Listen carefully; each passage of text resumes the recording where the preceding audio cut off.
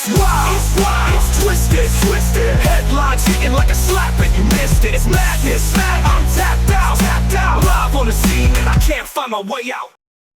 What's up, everybody? Welcome back to the Convoluted Podcast, the show where the news is strange, the people are stranger, and somehow reality still finds new ways to disappoint and impress us at the same exact time.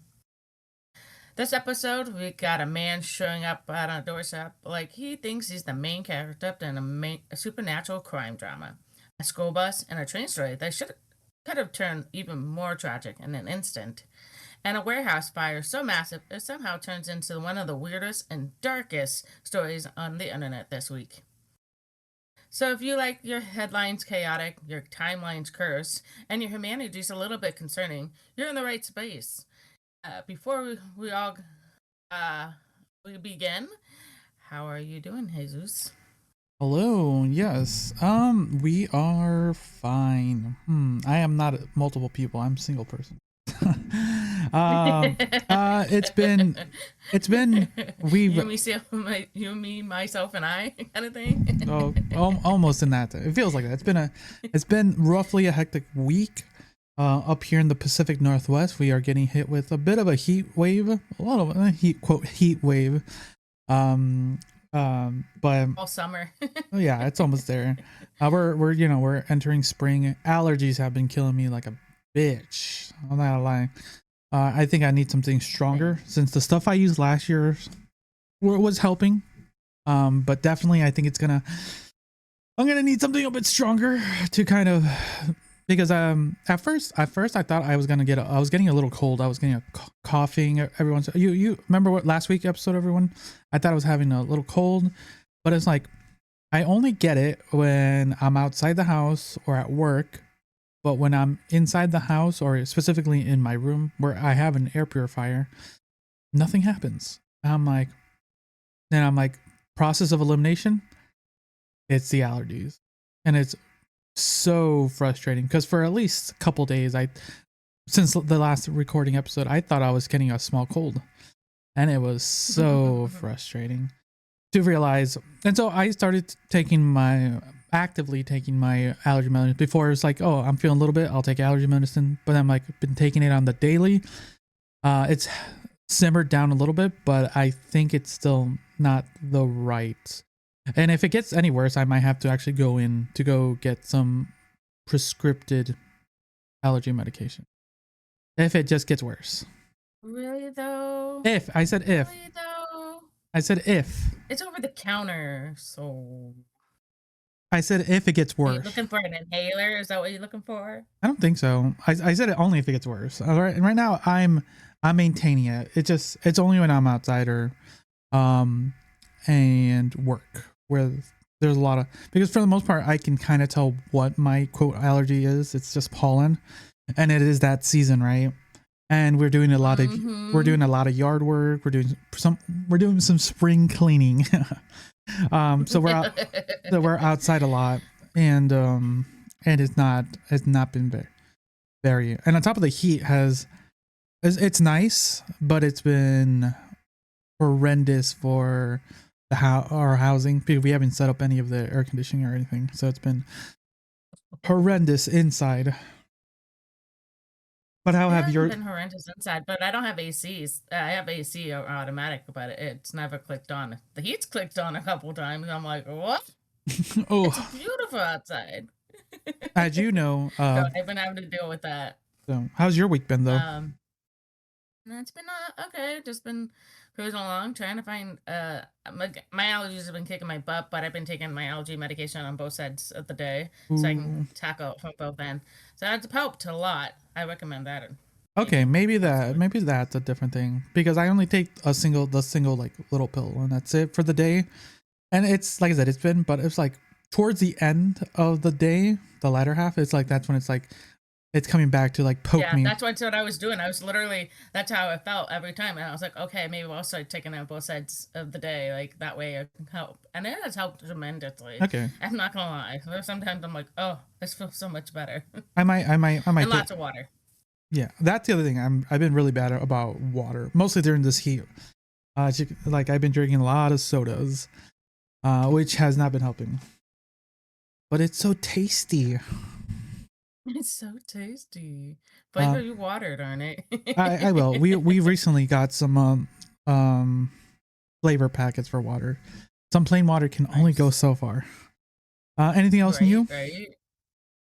No, just cruising along, just work, and being mom, household leader, and everything else in between. and coordinator. Look, I'm coordinating so much right now. I'm trying to plan for all these events that are coming up. Ooh. Liz is our. Remember, I got the camping trips and the other trips. Yep, Liz is our group planner. She's someone has to be. I'm the coordinator, somewhat. I need help with other things. All right. So now, before we get into the stories, make sure to catch us on YouTube for full episodes. Listen on Spotify if you want us in your ears. You suffer through traffic or work. And if you rock with the show, help us the old-fashioned way, word of mouth. Send the episode to a friend, a group chat, or one of those people who always awake at 2 a.m. sending unhinged news links. Like I was up till 2 o'clock. I just couldn't sleep. So I can believe it. So let's jump into some of these things, but we're going to start with a video. So give us 1 second, everyone. Seen this briefly. You haven't seen this? Or you saw it briefly? Might have seen it briefly. I might have looked at it and thought it was weird and rolled on. All right. Let's, okay, everyone. We're going to be watching this and then we'll be reading the article that coincides with this. There's two videos. This is the how it started, and then there was a little bit of an aftermath, and we can watch that after we read half the article. Ooh, that's bad. Hello? Okay, just that's a little unhinged. What are your initial thoughts, Liz? Yeah. It's very unhinged. What the hell? Hey. So this, Hey, I'm not answering that door. so this just happened on the 4/7, a couple days ago at the time of this recording. So it just happened. Thank you, Ring cameras these days, you know? Right, Hi there, can you open this door, please? For what? I just want to make sure that everything's okay. There seems to be something going on. What do you mean? I don't know, I just figured I'd check on something. I don't know what you want, man. Get out of my house. Open this fucking door! Where's your daughter, man? Where's your daughter, What are man? you talking about? Where's your daughter? Who's in there with you? Bro, if you don't Open this leave... fucking door. Open this door, I'm breaking it fucking down. You understand me? Leave my house. You don't... Are you okay? Is everyone We in are this house okay. okay? What? Everyone's okay. What do you want?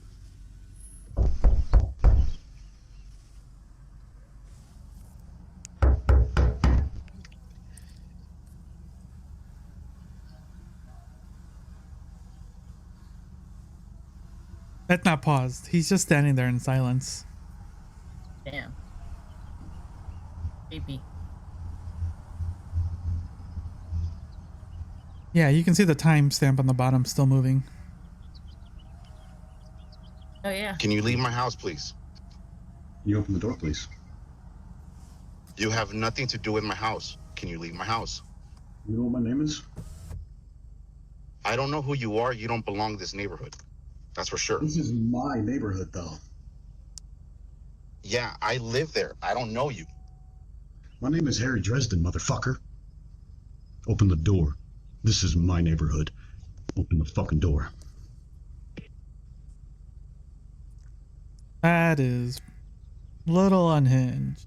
No, or I will fucking end you.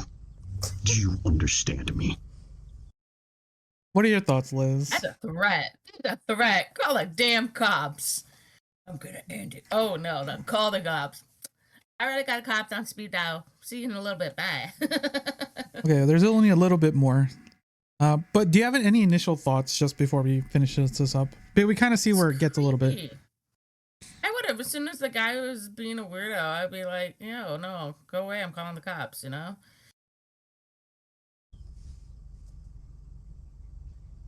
I would have been calling the cops, not even 5 minutes in.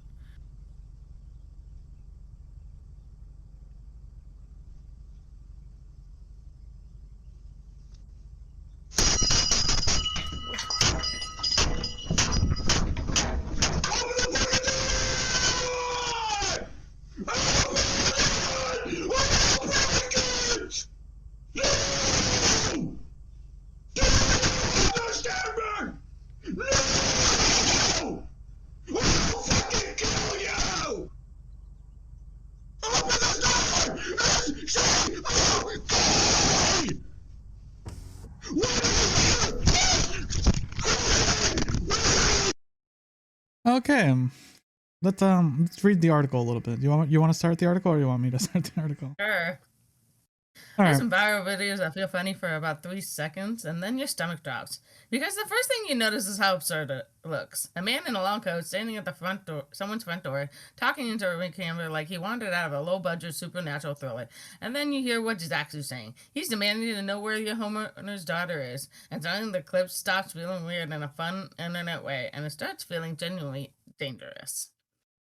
That is what happened in Fairfield, California, where the disturbing Ring doorbell confrontation spread across social media almost instantly. In the footage, the man at the door identifies Harry Dresden, which is not his real name, but the name of the fictional wizard detective from the Dresden Files. Oh my god. Oh god, that is so sad. I don't really know those files, but okay.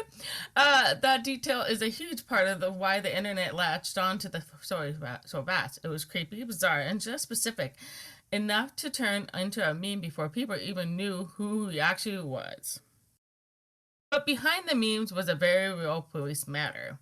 According to the coverage that followed the viral post, the man was later identified as Jason Thomas Nichols, 29. He didn't look 29. He was arrested by the Fairfield. He was arrested by the Fairfield Police Department on April 7th, 2026, after the incident.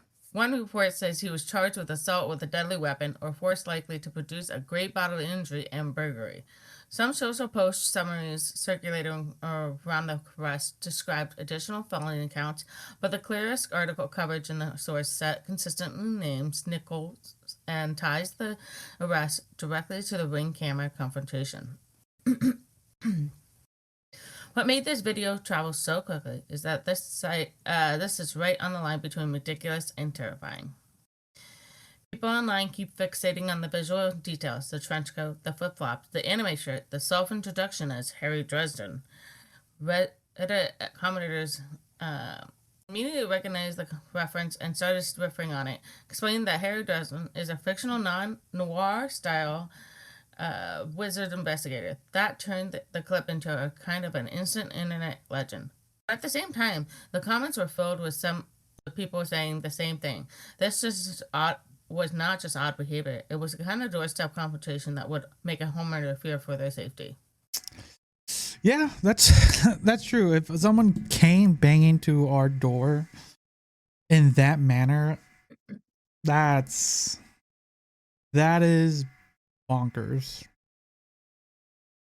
And yeah, I can understand it. This is why it's an article for this show, because it's just so very strange and just inside our wheelhouse of absurdity, right? It has a little bit of meme culture from having him claim to be a character from a book. I'm like, a TV show. Is it a show? I thought it was a book. Was it a book too? I thought it was a TV show. I can do a quick Google search. I thought they said it was a TV show. Do a quick search. But you know, it's one of those things like you claim yourself to be like a character. That says something already.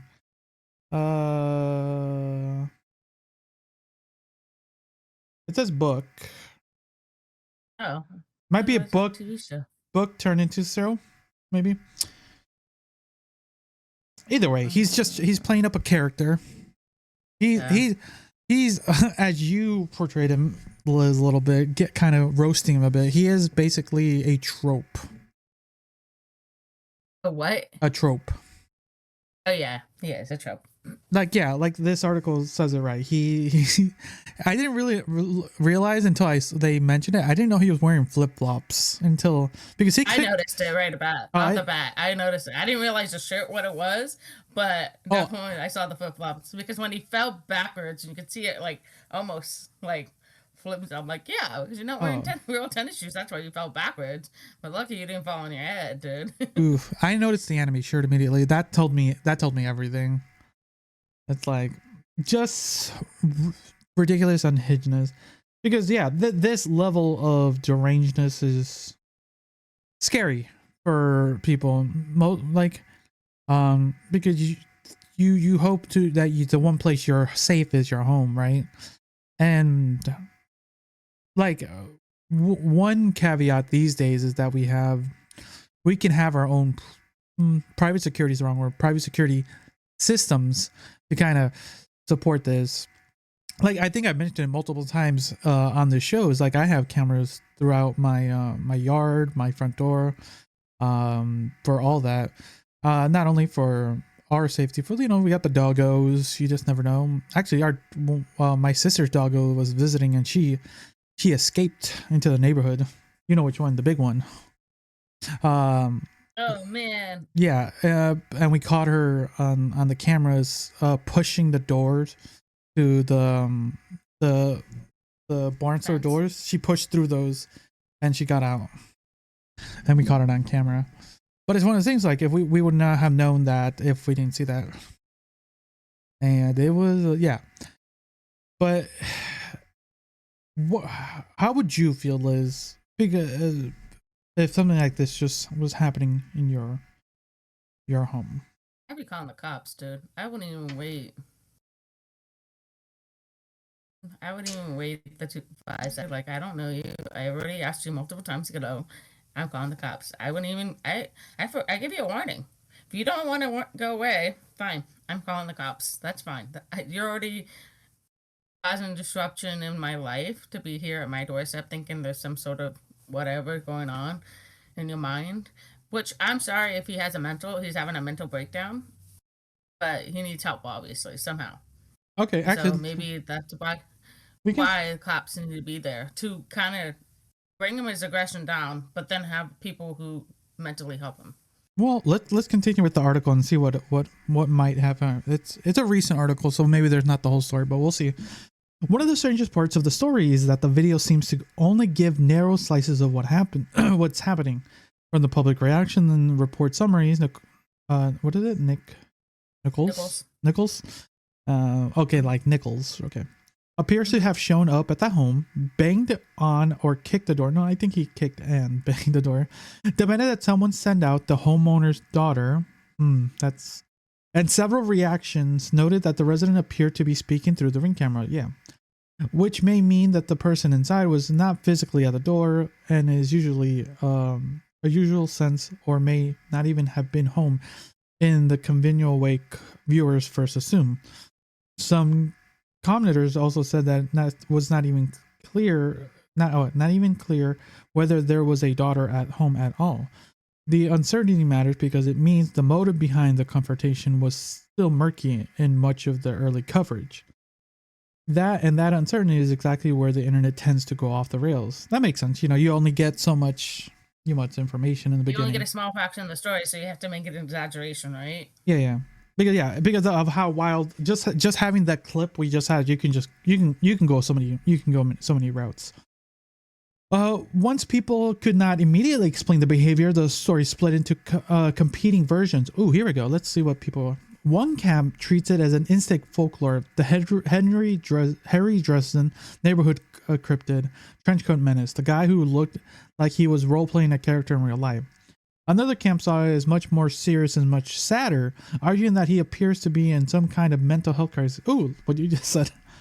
In the Reddit reaction alone, you can see that the divide very clearly. Jokes about wizards and flip-flops sitting right next to the comments saying that the man needed psychiatric help, not just viral humiliation. The split tells you a lot about how the internet processes these moments now. The frightening doorstep encounter becomes content almost instantly before police paperwork is even widely circulated. The clip already has a nickname, fandom reference, and meme identity, and a whole pile of commentary trying to decide whether this was staged, criminal, delusion, or some combination of all three. The original viral framing leaning into the shock value, describing the footage as terrifying and emphasizing the line about the daughter, which is a part of that made the confrontation feel more threatening. So yeah, you're a part of the camp, Liz. Interesting that before we even read it, you didn't read ahead, did you, Liz? Did you cheat? No, I did not. Oh yeah, so yeah. That was the first instant that came through my head. Not only was he needed help, but he was, besides being disruptive to my life, or this person's life in general. I just think of that like, okay, this person's obviously going through some mental health. I think because I am from a medical perspective, that's how my brain works now. Okay. Let's see. There's another video of the second half of what happened here. So let me play that. Everyone give us 1 second. So this is where we can expand on what happened. Because more ring... Okay. Okay, everyone. Oh, did he just break in? So he got inside.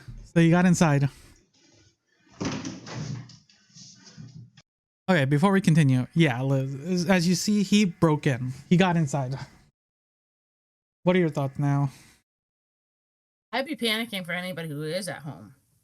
Animals, pets, anything at this point. Any human who might be in that facility. Be like, getting the fuck out, you know? I'd be calling the cops, like I said. So from what it seems like, maybe the article will read it, it sounds like the homeowner wasn't home. That's another benefit of using the ring system, is like you can talk with the person out there. We've had to do that a couple times when we're out shopping and some people are visiting. We just like, yeah, we'll be home in a little bit. Or if you want to, and you've seen our like benches, so people just sit out there. And it's very convenient sometimes. Or it's like, oh, we're not gonna be home for a couple hours, you know. Yeah, we'll talk later. And then they leave. It's just having that sense of the ability to communicate with someone without having to go to them or just call them on the phone, right? Yeah, wait. Mm-hmm. So that kind of... You're at home out there. I'll be there in like 20. All right, let's continue. Victor, you around? Huh? You like raping little girls, bitch? Wait, did you hear what he said? Bitch, something bitch. Shh. Oh, let's hear.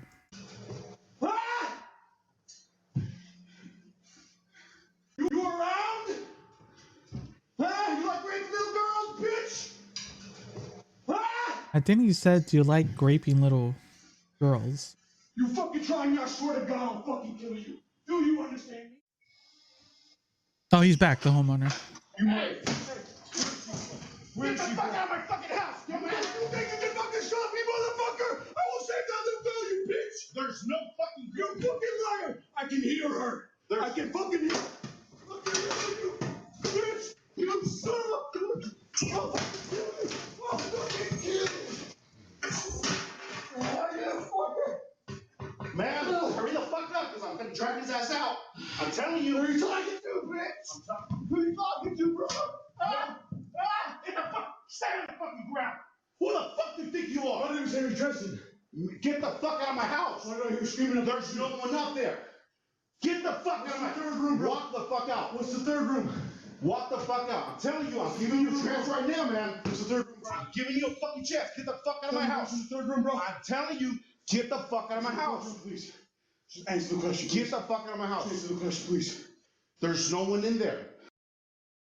What are your thoughts, Liz? We just heard that altercation. Is that the right word? Altercation, yeah. Yeah, that's crazy. What are your thoughts here?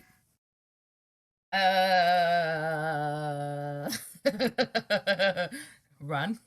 Like I said, I don't know why you didn't just call the damn cops. I think he did, because we will see moments where the cops are there. So he did. The cops are there. They are getting there, but he came in to protect his house, I would say. Wielding a shovel, as for our listeners, if you're listening to this. So we do apologize if you're not watching this, but yeah, because yeah, the first clip, it definitely needs to be watched for the absurdity of what it was. But I think if we described it would sound like a fever dream, right? The first clip we watched. And kind of I can hear her. Where's, like, what the hell? And like the guy's like, what? There's no one here. Yeah, he's just her. Oh, dude. Okay. Delusions. There's 3 rooms, man. I don't know who you are. You better get the street at 1797 Co-op Drive. I don't know who you're talking about, man. Why do I hear screaming? Are you military? Yes. Okay. Can you help me out? Okay. Yes. I understand what you're going through right now. Yes. Can you step outside? Yes, sir. Thank you. Will. Thank you for asking. There's something going on this street, bro. Bro, everything's fine. Please step outside. Okay. Well, sit there. Sit on the ground, please. Yes, sir. Okay. How you doing today, sir? Don't move. Move. Don't move. Sir, come here. Come on, man. Oh, there's the cops. Okay. Yeah, it's over now, bro. How you doing? There's a little girl trapped in this house. Can you go check her, please? Did you hear that? No. He said there's a little girl trapped in this house. That's what he's saying. That's why he came to the. Fairfield Police, is anybody inside? Let's just clear it. Fairfield Police Department.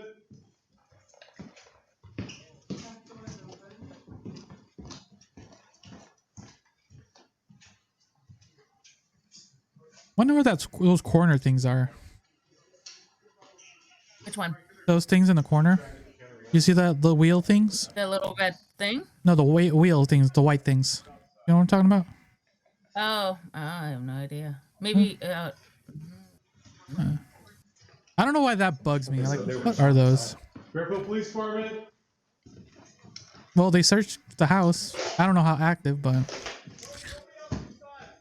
Copy. if the guy was hiding a person, they did a good job.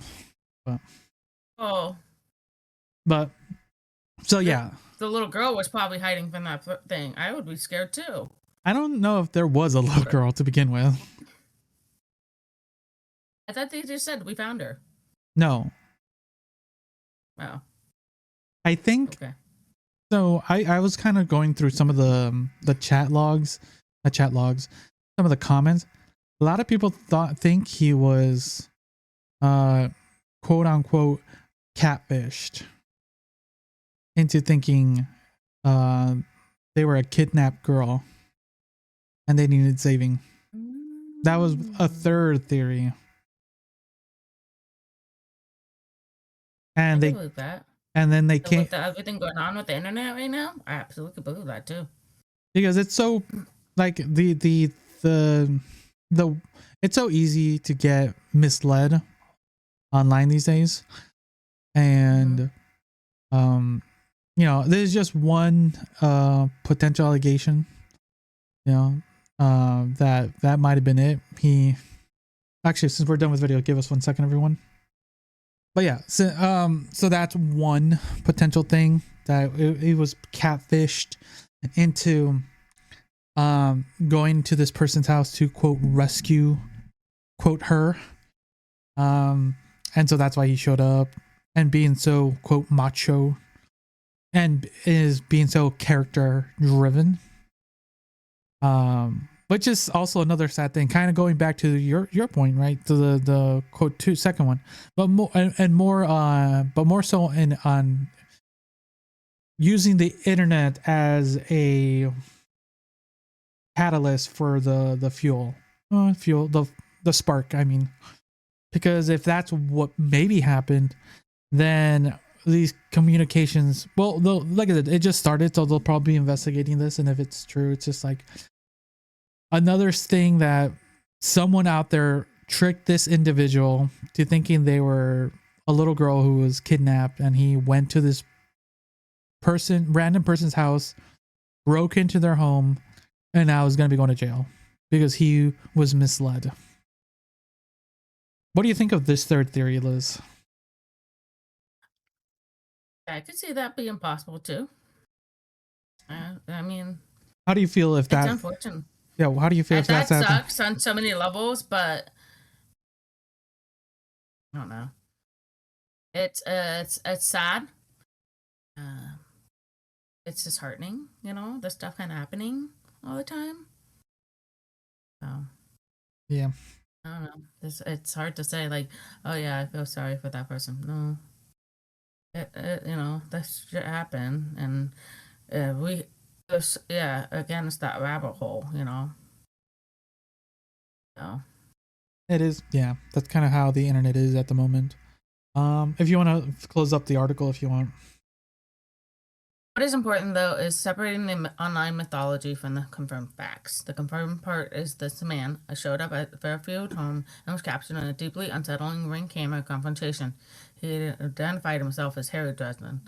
The clip went viral, and he was identified as Jason Thomas Nichols and arrested. And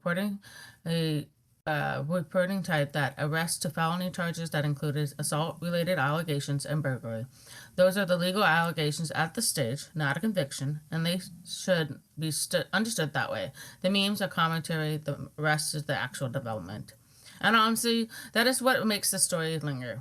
Because once you strip away the wizard jokes and the internet nicknames, what are left is the modern suburban horror story. Someone comes to your door uninvited, starts making demands, appears agitated and unpredictable. Then the only thing between you and that person is a locked door and a camera lens. The camera turns the moment into evidence, and the internet turns it into a character. But the homeowner still has to live through the actual shock. True. Yeah, that's a scary thing. I am glad that we are to the point where we can have our own private evidence. Private's the wrong word, but we can have evidence now to make sure things like this are proven. Because yeah, imagine if that scene is only hearsay, like that person came busting at my door. I'm like, what? Like, no, I never did anything like that. It is one of those things where it's like, it's good that we have these tools in our hands. It can be for the positive, negative. We've seen some people use their phone cameras for negative and make fools of themselves because they thought they were in the right. But more or less, we've seen them used for helpful things like this too. So I'm glad that, for jokes aside, it is a scary, funny thing that we witness, because it is absurd. We can both agree on that. We can both laugh at it. It's very absurd. And we can both laugh at the jokiness of what it is, but at the end of the day, it was a scary moment for a homeowner, and that is the truth. Any final thoughts, Liz? Nope. And get some help. That's all I gotta say. So Whatever way that is.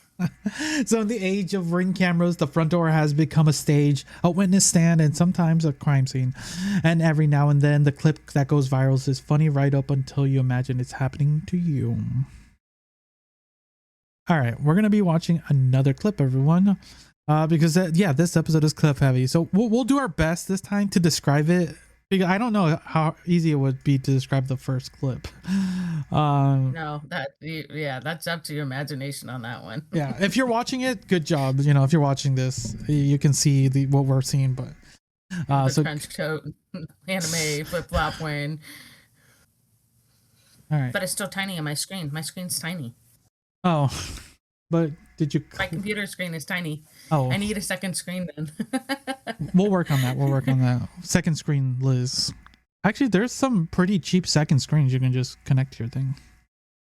Yeah, I don't have another USB port, and that thing I got for it is very cheap and does not work. Oof. All right, well that's a thing for later then. Okay, so did you hear anything about this one? I know you were talking about a different bus story. Okay, so nope. So let's watch the clip first, and then we'll get into the article. So a bus. Okay, so we're gonna try to describe it for our audio listeners. So there's a bus at a train stop that just crossed it. And is that what happened? Oh, and it just clipped. Oh, I wonder, can we hear? So there's what we're talking about. Kids having the.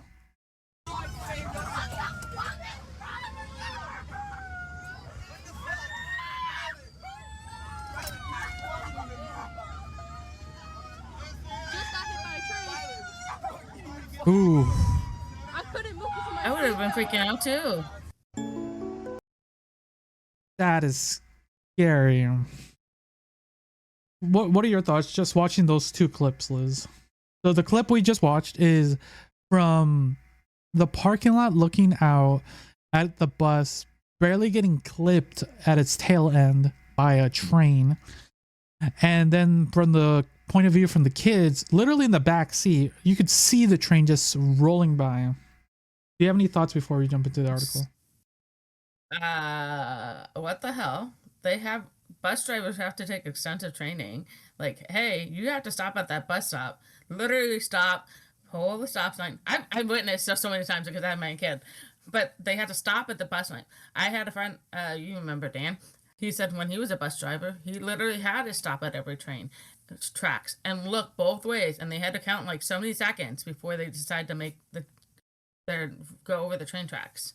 No, it's still a thing. It's still a thing. It hasn't changed because I hate getting behind a bus and I know there's a train track up ahead, so I have to make sure I go around them before that happens because they, by law they have to stop, and it makes sense. But so it's wild. So let's get into the article. This bus driver, it seems like this is part of the route. So on top of that, they should have more cautious. I feel like this. All right, give us 1 second, everyone. Right. We're gonna let's exit the video and then we'll get into the article. There's only one video this time. There are certain moments in life where everything comes down to a single decision: a glance, a pause, a choice to move forward or not. At a railroad crossing in Florida, talk about it, Florida. The decision lasted just a few seconds, but carried the weight of 29 children on board of a school bus. Ooh. So the incident happened in Sumter, Sumter County, where a school bus carrying nearly 30 approached a railroad crossing. Now, these crossings are designed with one simple rule in mind: stop, look, listen. Oh, there you go. It's not optional; it's procedure, especially for school buses, where the margin for error is essentially zero. But something went wrong. According to reports, the bus entered the crossing and was struck, more specifically clipped by the oncoming train, as we saw in the clip. The impact wasn't at full speed collision head on, but it was enough to cause chaos, damage, and immediate concern for everyone involved. Yeah, you could hear the kids in the clip crying. Screaming. 29 students were on that bus, and in the moment, what could have been routine turned into something far more serious. Emergency response followed quickly. Students were assessed, and while the situation could have been catastrophic, the outcome, at least physical, was far less severe than it might have been. Yeah, it's true. It could have been horrible. Reports indicated that the injuries, if any, were not life-threatening. Yeah, if more, I would say it's more mental at that point, more mental and emotional, but still, nonetheless. But the lack of severe physical harm doesn't mean the situation was minor. Yeah, because once investigation began looking into what happened, the focus shifted from the accident to accountability. The driver of the bus was identified as Yvonne. Okay, that's how you pronounce it. Yvonne Hampton, who was later described as a former school bus driver following the incident. She lost her job. Oh, okay. That incident. Okay, that makes more sense. Okay. Authorities determined that the crash wasn't just an unfortunate. What the heck? I don't know that accident. Accident? Unfortunate. I don't know that word. That is weird. Yep. Okay, it involved failure to follow proper safety procedures at the crossing, and that's where the legal side begins. Hampton was charged in connection with the crash, including counts related to child negligence, and in simple terms, those charges subject the authorities believe that the driver's action or lack of appropriate caution placed the children at risk. This distinction is important. This wasn't treated purely as an accident caused by unpredictable circumstances. Instead, investigation concluded that there was preventable elements, something that should have been done differently. So, okay, so we got a name to the culprits. What are your thoughts, Liz, here? The fact that it got stuck, that's scary nonetheless. I'm glad she was able to move it in time that wasn't causing an accident, but we've all heard the horrors of children losing their lives on railroad stations. I don't know if you remember the one in Texas where you still can go over this Texas hump of a railroad station and see kids still put their ghost handprints on the train and push the cars over the train tracks because they don't want anybody to be trapped in that. So this what brought my mind back into this because of this incident. You know, we've had too many horror stories. The neighborhood now has all the kids' names in there in Texas, but still. Okay. I'm just double checking the what we read. Maybe before. I don't think the bus was stuck. Oh, I thought he said. I'm looking said it back. was- Maybe if we read to the next Yeah. section. Oh, was struck. Okay. Was I'll read the next section. We can figure out what the. Yeah, maybe in the next section it was struck, not stuck. Oh, my bad. Now, when we talk about the railroad crossings, especially involving school buses, the expectations are very clear. Drivers are typically required to come to a full stop, check for trains in both directions, and only proceed when it's completely safe. These rules exist because the trains cannot stop quickly, and any miscalculation can be devastating consequences. So when a bus ends on the tracks at the wrong moment, the question becomes unavoidable. What broke down in that process? Was it distraction, misjudgment, a lapse in control, and protocol? The sources don't fully agree on every detail leading to the exact moment of impact, but they consistently point to a failure to properly navigate the crossing. And from a legal standpoint, that's enough to move forward with charges. Following the incident, Hampton was taken into custody and later released on a bond set at $30,000. The detailed bond, rather than continued detention, signals where the case currently stands. These are charges, not a conviction. The legal process is still unfolding, and a final determination of guilt will come later through the courts. But even at this stage, the implications are significant. Because when the criminal charges are filed in a case like this, it reframes the narrative entirely. This is no longer just what happened, it's about responsibility. Public reaction has reflected that tension. On one side, there's relief that the students were not seriously harmed, that this didn't become a tragedy on a much larger scale. On the other, there's concern, in some cases, anger over how close it came. Because for many people, the idea of a school bus being struck by a train hits a very specific nerve. It's one of those scenarios that feels almost unthinkable until it isn't. Once it happens, even without catastrophic injuries, forces a broader question about trust. Trust in systems, trust in training, trust in the people responsible for keeping children safe. So yeah, that's true. Like you're the only one with a child on this podcast. How would you have felt if your child was in that bus in that situation? In this, I would have been panicked, and you would think, hey, my kid is taken. I mean, there was an incident when my first kid started. The bus driver slammed on the brakes, and all the kids hit their heads. Oof. Trust me, I'm not totally for buses at this point in my lifetime.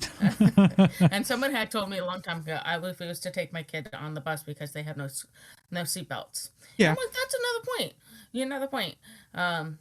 Mostly it was convenience for me and because it was other kids. And of course, at some point I was winding up anyways taking my kid because they stopped having the bus system at my neighborhood for that school I was still attending. So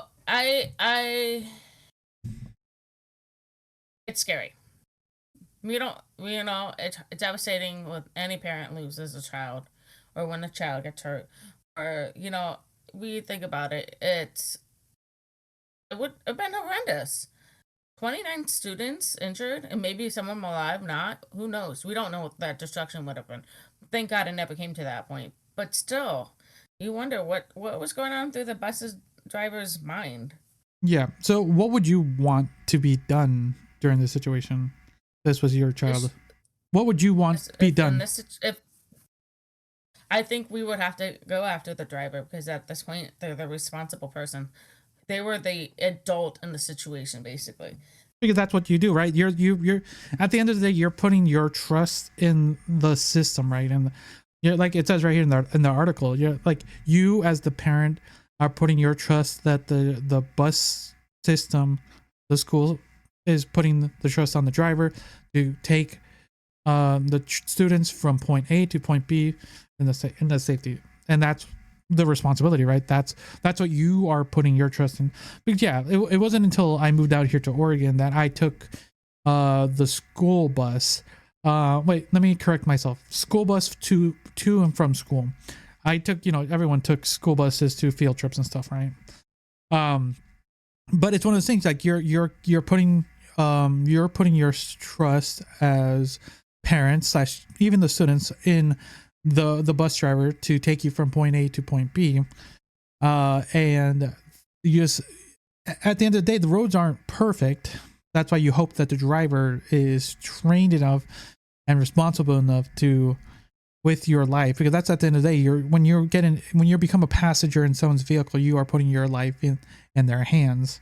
That's one of the truth, right? It's like going back to kind of the only reason we're talking about it's just because this is the only reason we're talking about this story is because it's such outrageous thing. But it's something that I think we should talk about, right? And unlike you, I don't have a child, but I can still speak on the level of what someone, your niece, your nephews, your it's a family member basically. You could think about any of those children. Could have been a relative. Exactly. Any final thoughts before I kind of close out the article, or maybe there's something left on this article? Let's see what the rest of this article has. In the end, the story lives in the uncomfortable space between what happened and what could have happened. Yeah. The train meets at the school bus at the crossing. 29 students are inside, and somehow it doesn't end in tragedy, but it easily could have. And that's what lingers, because sometimes the most important part of the story isn't just the outcome, it's how close things could have to going very differently. Yeah, that's kind of what you were saying, Liz. It's one of those things that we could have been talking about a whole different story. Like if this driver just was a little bit more reckless, or we could not have been talking about any story whatsoever if they were doing their job. Mm-hmm. Their name would not be in an article. And they would not be done their job. Yeah, and they would not be arrested and charged and everything. Yeah, and waiting on whatever might happen in their conviction. But yeah, everything's up in the air. It seems like all the articles right now, everything's up in the air. But we try to stay up to date with whatever current articles are happening. But it's a scary fact, and school's almost done, right? It's almost done, and I know the school year. My kid's no longer gonna be a freshman. Oh, really? Damn, time flies. No, right. Next thing you know, they're just gonna be graduating high school and they're gonna be going off to college. I know, sad days ahead. Stop it! No more. Or maybe exciting days. It's a 50-50. All right. It only takes a few seconds at a crossing to change everything, and sometimes the difference between a close call and a catastrophe is thinner than anyone wants to admit. All right, then, guys, we have one more video. It's video time. What do you think, Liz? Do you like this? Do you like seeing the video before some of these articles? Yeah, I think we have a basis of the story. Yes. Yeah. Yes. So let us know, guys, in the comments. For those who are watching, if you're watching on YouTube or Spotify, let us know having just some context of what we're about to talk about in the articles. Like we'll still read the articles to give you guys context, but sometimes some visual things help a lot. But all right, but let's see this next one. Visuals. All right, have you heard anything about this warehouse fire at all? We are back, everyone. All right, we're gonna be watching this video of a warehouse fire.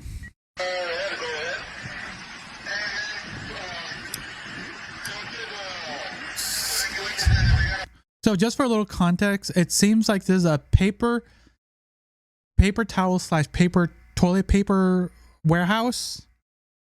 We'll probably get more information when we read the article. It looks like a Costco the way it looks. Well, it's a warehouse. Costco is just a warehouse. Costco. Yeah.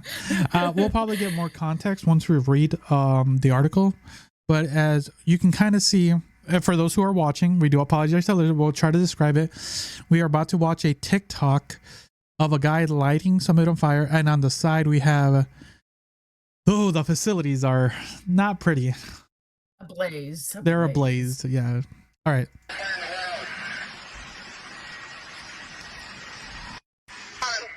Should have paid us enough to fucking live. You know, we may not get paid enough to fucking live, but these bitches dirt cheap.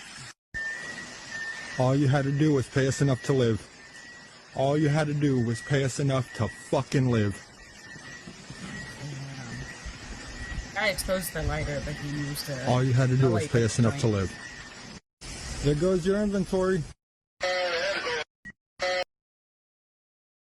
Okay, I'll let this play in the background. I'll just mute it. Okay, Liz, what are your thoughts here? Just before we get into the article, we kind of heard a little bit of this. The culprit basically saying, he's one. He is recording himself committing this crime, and for a specific reason. Do you wanna say what he said? Give a living wage to work there, which is understandable. I get it. It is. We all want that every day of our lives. We want a living wage to make it through all this inflation, these gas prices, the insanity of like, this economy right God, now. that hurt. Talking about gas I prices know, hurt. right? It I know. hurt. Oh. My ex-coworker, she comes into town. She's in Nebraska now. Her gas was like $2.75. It just got over $3, and we're paying over what, $5-7. We just broke $5 for the Pacific Northwest. Just broke $5. I have a few friends in California. They sent me their pictures. They broke $8 a couple weeks ago. It is not. This is where you need a hybrid, y'all. Yeah, we are. We'll read into the article, but just kind of getting conceptual. One of the things where, like we said before, just getting a little clip and getting an idea. We kind of get what he's doing, why he's doing it, and then we'll probably get the article more. It is sad that this is what it's come to, where he is committing arson at his old workplace because he just can't afford to live. I don't know where he lives. The article will probably say, but it sounds like it's not. We talked about it in this show. The cost of living is horrible. We've joked about it, but it's a sad truth right now. It is one of those. We're not gonna go setting off places for arson. I don't know why you want that felony charge on your ass, man. So before let's jump into the article. Give us 1 second, everyone. Sure. Sometimes the story sounds almost too on the nose to be real. A warehouse full of toilet paper and paper goods goes up in flames. There we go. Investigators say the suspect may have filmed himself starting it, and then, according to prosecutors, the man at the center of it allegedly starts talking like he just turned workplace resentment into a public spectacle. That is the story out of Ontario, California. Oh, I heard Ontario, and I thought, Canada, but no, California. Okay, that makes more sense. California, cost of living. Oh, I know. Where a massive fire tore through a Kimberly-Clark distribution center and quickly became more than just a local arson case. It became a story about labor anger, social media, and what happens when a crime seems designed not just to destroy property, but to send a message. The fire broke out shortly after 12:30 a.m. on April 7th at the Kimberly-Clark warehouse in Ontario. The facility was enormous. Different sources describe it as roughly 1.2 million to 2 million square feet, which is worth noting because that discrepancy shows up across a coverage. What is consistent is on the scale, this was a giant paper products distribution center, and once fire got moving inside the building like that, it becomes a nightmare scenario. About 175 firefighters and 15 truck companies responded to what officials describe as a 6-alarm fire. what is that? Do you know? The days in Cali. Oh, I don't know that 6 term. alarm is huge. I'll look it up while you keep reading. Crews initially tried to attack the flames from inside, but the fire spread so fast they had to pull back and fight it from the outside. And somehow, in the middle of all that destruction, no one was injured. Authorities said that the 20 employees that were inside when the fire began. One person initially reported missing, but the person was later accounted for. Police then identified the individual as 29-year-old Shamel Abdul Karim. Wait, of what? Highland, California. Let me double check. Chamel? Chamel? I don't know. Authorities first described him as Kimberly-Clark's employee, then later verified he worked for NFI Industries, a third-party distributor handling Kimberly-Clark products. Oh, God. Officials said it was not clear whether he was actively on duty when the fire started or only that he was present at the warehouse. What pushed the story into a very different category was the video. Investigators said there was they were reviewing video posted to social media what appeared to show paper goods being set on fire inside the warehouse. Multiple reports say the footage appears to show someone lighting stacks or pallets of paper products with a lighter while a voice complains about wages. According to the federal complaint described by the prosecutors, Abdul Karim allegedly filmed himself inside the fire and said in substance that if the company was not going to pay workers enough to live, it would at least pay them enough to not to do something like this. Other reports paraphrased the same sentiment as all you had to do was pay us enough to live, followed by there goes our inventory. Investigators were cautious at first about confirming the identity of the person in the footage, but the prosecutors later tied the video directly to the federal case. Damn. All right. Like, yeah, that is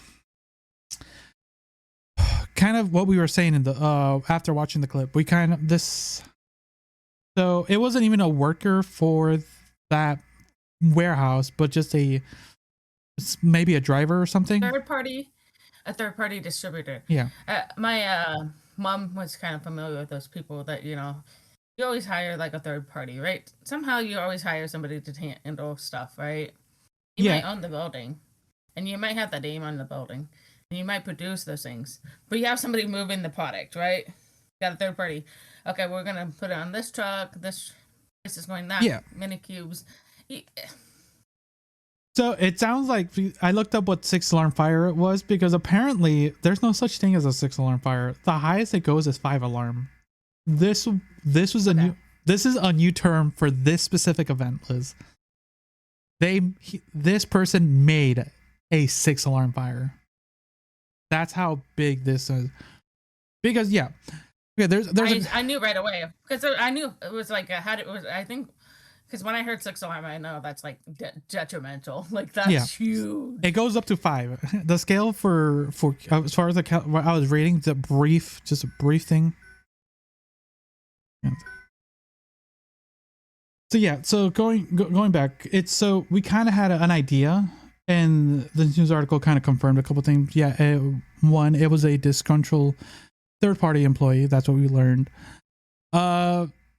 Having issues with just wages, like we joke, but it's true. The economy is real bad. People are having to work multiple jobs just to survive. It's the thing is, it is ridiculous to like. It's a warehouse for paper products. Setting a fire so fast makes sense. It's just gonna go ablaze quick. The thing is, California is wild to do that because forest fires. We're like getting to that season.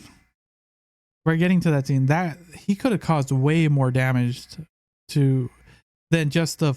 I grew up with that, man. I'm telling you. I mean, it's scary because we lived near a nature park, so we were literally always. We had fire department literally at the top of our cul-de-sac, even though it went off to another road. But I mean, literally at the top of our cul-de-sac, and we're like, okay, you might have to get ready to evacuate. It's getting that intense, and you gotta hope the winds shift or the rain decided to pop up in the sky or something, because that's scary when you think about these alarm fires. You're like, you don't mess around. No, we've had them here in Oregon. I mean, it's scary enough. When it becomes a 5-alarm, it's scary. It means you have to evacuate. 6 means it literally is evacuation and everything at it. Yeah, like I said, they didn't bring a truck. One of those planes with the. So yeah, it could have gone way worse. Okay, so let's continue. From there, the legal picture became more serious. At the state level, ABC 7 reported that at Abdul Kamir, I think, faced one count of aggravated arson and 6 counts of arson involving structures or forest land, and those are state criminal charges, meaning California authorities are accusing him of willfully and maliciously setting the fire. Around the same time, federal prosecutors announced a separate federal arson charge: arson of a building used in interstate and foreign commerce, and in activities affecting interstates and foreign commerce. Ooh, that's a lot of legal jargon. And, okay, here we go. In plain English, that means that the federal government says this was not just any building, but part of the commercial operations tied to a wider stream of businesses across the state and national lines, which is what gives federal authority jurisdiction. Its conviction on that federal charge, he could face a mandatory minimum of 5 years and up to 20 years in prison. Ooh. Those are charges, not a conviction, and the case is still moving through court. The financial damages was staggering. Prosecutors said that the blaze destroyed the warehouse and caused about $500 million in damages. Again, that exact warehouse size varies depending on the report, but the dollar figure appears consistently across major coverages. This was not a small fire in the corner of a loading dock. It was catastrophic, as we saw in the video.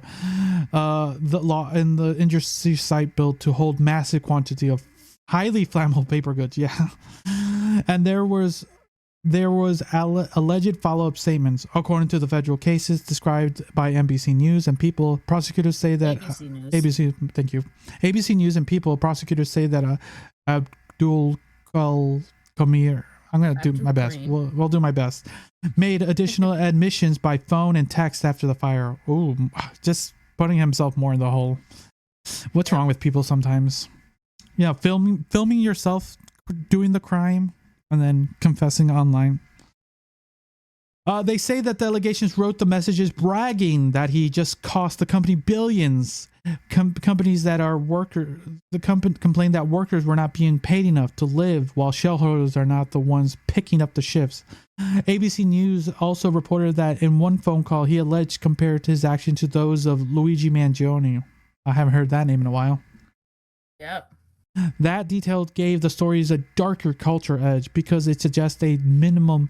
The prosecutor believed he was framing the fire as a kind of symbolic act rather than a random outburst.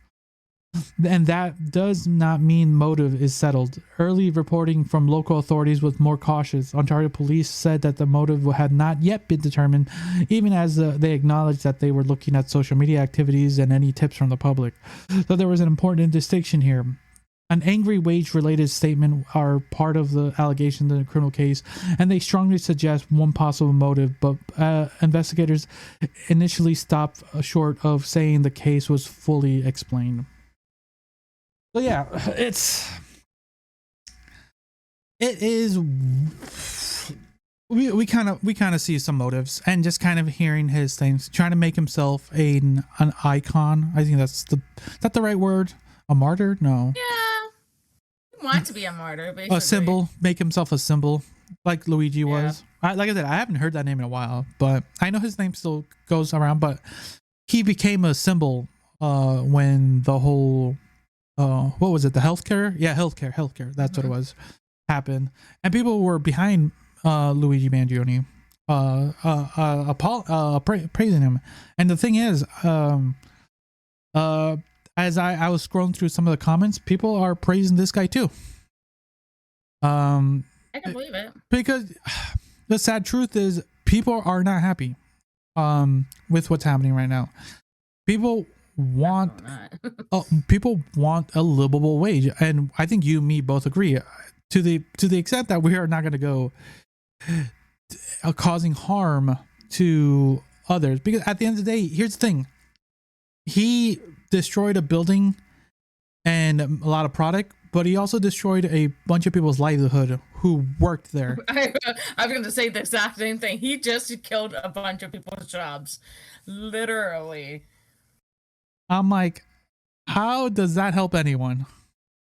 I know. You can only get unemployment for so long before. Yeah, I have no idea how I don't know how California's unemployment is. Oregon has a pretty decent one. which I'm glad we have it. So I don't know California one. I think in Oregon, I can get corrected, but this is what you can get up to 12 months of unemployment in Oregon, which is like, okay, if something happens, you have to be actively looking for the jobs too. So, but some I've heard sometimes you only get 6 months of it, because I believe my mom only got 6 months of it before they said, okay. We're not helping you anymore. But yeah, someone can, looking for jobs. But yeah, if someone in the comments can correct me, but 6 to 12 months is better than what some places get. I remember we looked it up a couple months ago or a year ago. Some places only give you like 3 months or something. And some people might not get the pay. They'll even probably get worse pay because they're starting over in some companies. Like this act, like I get it. But I don't get it to this extent, to the point where I feel like there's a better way of doing things. If you want like attention, there's other ways to do attention. Hey, get people's attention. Hey, we need a living wage. Start a union. I don't care. I don't like unions, but I understand when it comes to these kind of things. You're not getting enough livable wage. Absolutely, crank it up. I understand it. I'm there for it. But. This is not it. And like I said, I understand why people are behind him. It is frustrating right now. It is frustrating. People are working 2-3 jobs and they are not able to live their lives because they are living to work. And it's honestly so frustrating. Right now, I think you and me both are in a reasonably good spot where we make a reasonable living where we're at. Are we happy with our jobs 100%? No, but we are making a making a living enough where we can still enjoy our lives to an extent. Like we can go out to a movie, grab a couple drinks, or have an activity like a few times a month. But some people don't even get that luxury. They are literally working 6-7 days a week to just try to have a roof over their head and food in their mouths, and it's just getting to that point. And it's a lot of the younger generations who are very and it's not to like say that they are in the wrong. The younger, they are just stepping into what the world is right now, and it is not a good step into the world. And I can see why a lot of them who are on social media more active than most of us, they are seeing these and seeing people complain and seeing people. I can see why people are for his actions. Do you have anything else to say before we finish up this article? No, this is, I absolutely agree with you. You destroyed jobs. You destroyed, I understand where it is, but there's other ways to protest, react, unionize. I don't care, but don't go and destroy someone else's livelihood. This would have been I bet this job may not been a huge factor of money income, but it was a good chunk probably of somebody's first job. Or second job too. Yeah, you took someone's job. You could have led to a horrible California fire. Like if people weren't active, it could have been, this single act could have been a horrible month event if things escalated. Okay, I'll finish up the article then. This is also something very modern in a way this story is unfolded. A workplace fire becomes a criminal case. The criminal case becomes a viral video story, and the viral video becomes a cultural Rorschach test. That's what it is. Some people see a labor rage, some see a nihilism, some see a person alleged trying to turn the destruction into a statement about corporate indifference. But even if you strip away all the symbolism, the facts are blunt. A huge warehouse burned. Investigators are say that the act was intentional. The damage was measured in hundreds of millions of dollars. There was also the human scale of it. Neighborhood told local media that the fire was so intense that it was not just shocking. It made people feel like they needed to run. Like you said, Liz, firefighters spent hours trying to contain it. Investigators from Ontario Police Department, Ontario Fire Department, and the FBI and the Bureau of Alcohol and Tobacco and Firearms and Explosives all became involved. Whew, that's full scale. In other words, this was not a bizarre little local incident. It was a major law enforcement and emergency response event from the start. That may be what makes this story stick, because beneath the viral videos angle and the alleged anti-corporate message, this is still a story about scale. A private grievance is, if that is what it is, became a public disaster. A complaint about wages, according to prosecutors, became a fire so large crews had to retreat from the buildings. A moment that may have started with one person and a lighter ended with an entire warehouse gone. That is the part of that lingers, not just a spectacle, but a conversation about anger into damages on a scale almost impossible to take back. So yeah, it is something that is going to be talked about for the next few weeks until something else happens, but this one seems like it's going to be a huge federal crime from what it seems. And people are going to be talking about it because there are multiple sides to this, right? It's a people's story, it's a federal story, and laws involved. Yeah, so people are going to be defending this guy. People are going to be attacking this guy. It's going to be one of the things, but it's going to be a divided story. And it's like, why do we need any more division in this country right now? We just don't need it. So, yeah, it's just, I'll take it away. Yeah. When a case like this goes viral, it's easy to get distracted by the quote, the video, or the symbolism. But at the center of it, it's basic reality. Prosecutors say one man's alleged act of arson erased an entire industrial site in a single night. So that's going to do it for this episode of the Convoluted Podcast, where every week we gather the most unhinged stories where we can find and ask the important questions. How is any of this real? Today we talked about a man pulling up of somebody's house acting like he was a DLC version of a wizard detective, a school bus / train incident that feels like a universe briefly learned to lean too hard to final destination energy, plus a warehouse story that somehow managed to be tragic, surreal, and deeply internet-brained all at the same time. So really, a little of something for everyone. So thank you for hanging out with us, whether you're watching on YouTube, listening on Spotify, or hearing about us through the sacred art of word of mouth. We sincerely appreciate it. So here's the ask. If you enjoyed the episode, share it with somebody. Send it to a friend. Drop it into the group chat. Toss it at the new coworker who looks like they're spiritually clocked out. Recommend it to the one person who always sends you cursed news stories at 1:14 in the morning, like they are a town crier for the society collapse. Make sure you're subscribed on YouTube, follow on Spotify, and tell an actual human being that this show exists. The last one helps more than anything because the algorithm is a hateful little goblin, and we need your help beating it with friendship and peer pressure. Until next time, stay safe, stay skeptical, lock your doors. Bye. Yo, going with KB, first to 11 with a block in the 95. Clear the night, we going, we out going with go. Yo, we got bees in the street, secrets on the block, this is jail, TCP, live docket cover. Locked up command with the mic and a bulletproof vest, reporting live from a scene that's a hot mess.